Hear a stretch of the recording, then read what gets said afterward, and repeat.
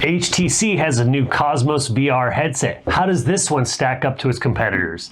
This week on the VR Aperture.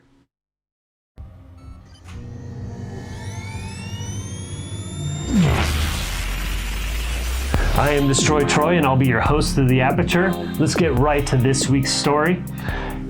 So a couple of days ago, I was scrolling through the internet. I don't remember exactly what it is that I was looking for, but it was VR related. And I went to the Vive.com website and I saw a new headset. And I was like, whoa, a brand new headset I didn't even know existed and no one I know has covered. And I took a closer look and I was like, oh, Thrill Seeker, a fellow YouTube VR developer, did actually cover this. It's HTC's variety of mods available for the Cosmos. And so with all the attachments, if you buy the bundle, they call it the Elite. So it's really not a new VR headset per se. You're still gonna have the same display and the same basic core headset with just additional features that should have probably likely been on there to begin with. Let's go ahead and take a look at it.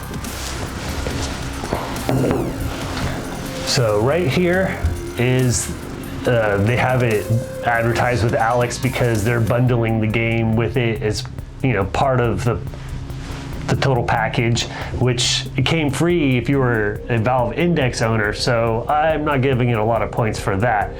But you can see here that they call it the Vive Cosmos Elite. So what do you get with that?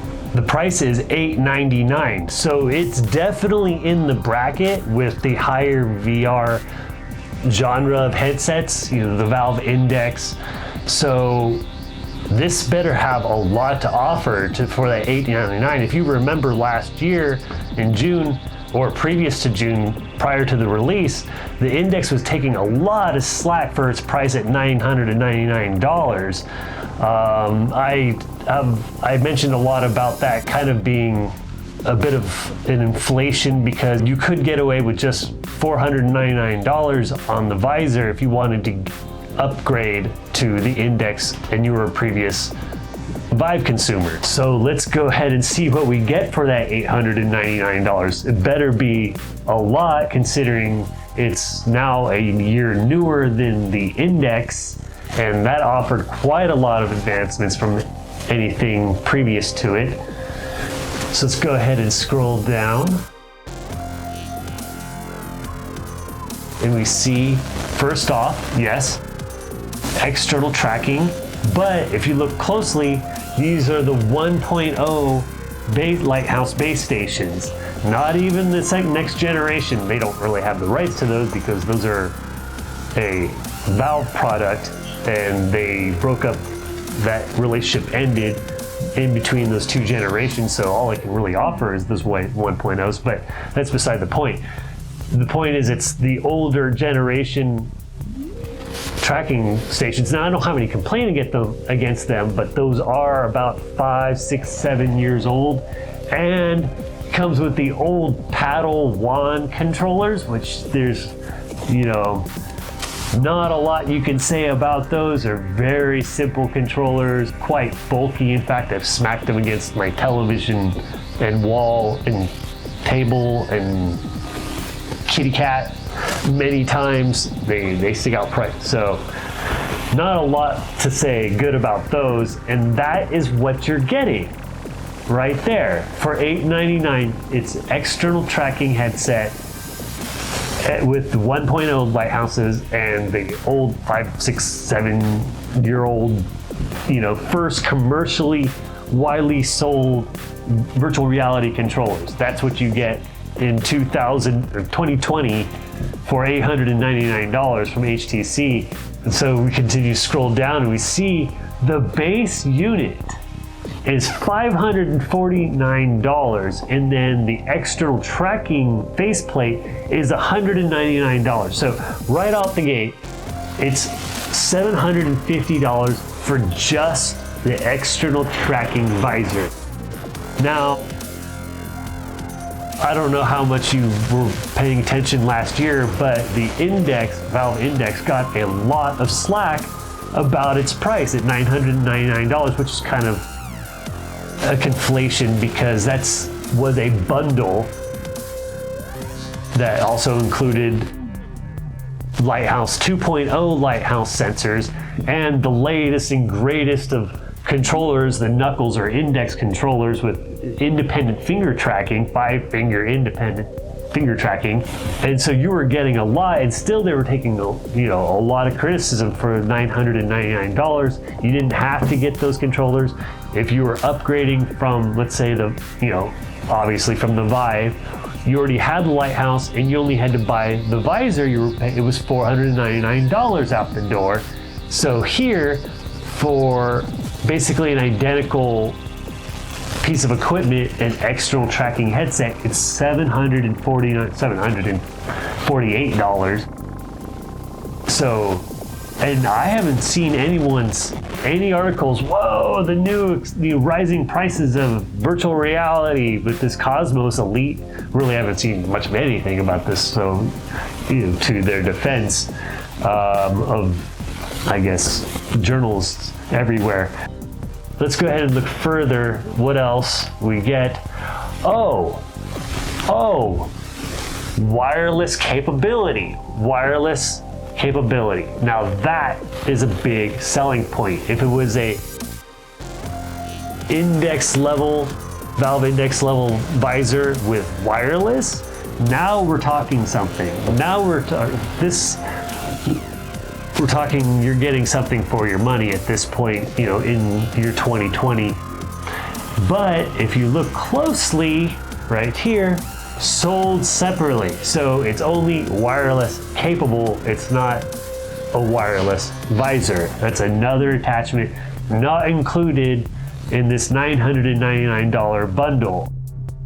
So yeah, I believe those cost $250, $300. It's been a while since I've looked into those. Don't quote me on the price, but we're looking a few hundred more dollars at least. And so we're working well over $1,000. Then we kind of start having something that can compete with the index. And if you're upgrading from Vive, forget about it. The price difference is tremendous. So I haven't seen any articles giving this Cosmos Elite a lot of slack about its price, but this is far more expensive than even last year's model, and it comes with less features. Well, let's actually take a look. What are the specs on it? Well, because it's still the same base headset, it's still going to be 1440 by 1700 per eye resolution, which admittedly is 100 pixels greater in one dimension, the same in the other dimension than the index, but the index has so many other features. That's a very small difference. And two, for many other features that the index, which I covered in a previous video, link in the description, there's so many other reasons and advancements that Valve put into the index's lenses and display that still make it far and away better than just 100 pixel increase in one dimension. Then to boot, the refresh rate on the Cosmos is stuck at max 90 Hertz, which that's basically where the index starts, 90 Hertz, it goes to 120, and then I'm not really sure the stability. I've never had a problem. I've tried the 144 Hertz. If you have the computer to run it, it does work fine from my experience. But just the point I'm making is, once again, another shortcoming of the Cosmos Elite is that it's 90 Hertz. It's the same as the Cosmos. It's not an improvement in that area. And then the field of view, which would then exceed the $999 for the index. And I'm not trying to push the index. We actually recommend the Oculus Quest for most people. It has a myriad of great features. It's wireless, portable. It's a great, if you want to get into VR, it's going to give you a great experience. Oh, and they're constantly putting out updates and adding new features, constantly. So there's that. It's kind of almost future-proof in that way that it's constantly advancing that particular VR headset. And also the fact that it's now capable, they've added the feature, the Oculus Link, so it can be connected to a PC, so it is a hybrid, somewhat of a PC-based, or can be PC-based VR visor.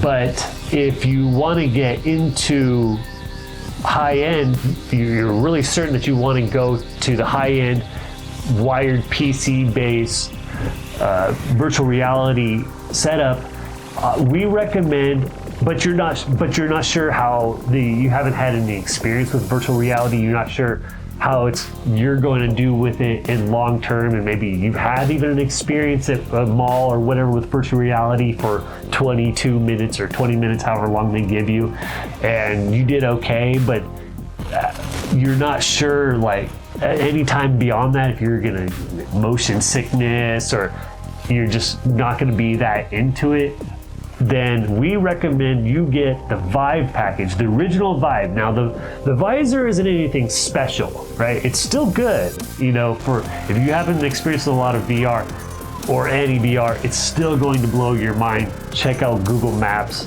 Google Earth on even through the old Vive is still gonna blow minds.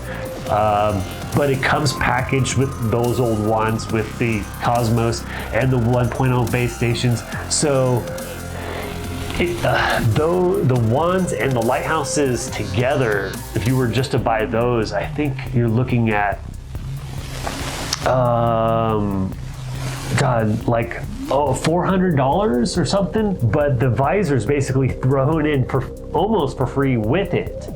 And so you can, you know, check it out, see if you like it, and then if you decide that you like VR and you know you're having a good experience and you want to upgrade, then you can go ahead and just get the Index visor for $499, and you can go boom, you're ready. You have the basically the top of the line until you start getting into the Pimax's multiple $1,000 visors. That's kind of a whole category on its own, but of the two major markets, you know, I wouldn't call it low end, medium end, and the high end, and you get the ultra high end, which of course I just talked about, but you can get into that high end for just another $499, you know, just another $499, but it's not $999 or even $899 right out the door.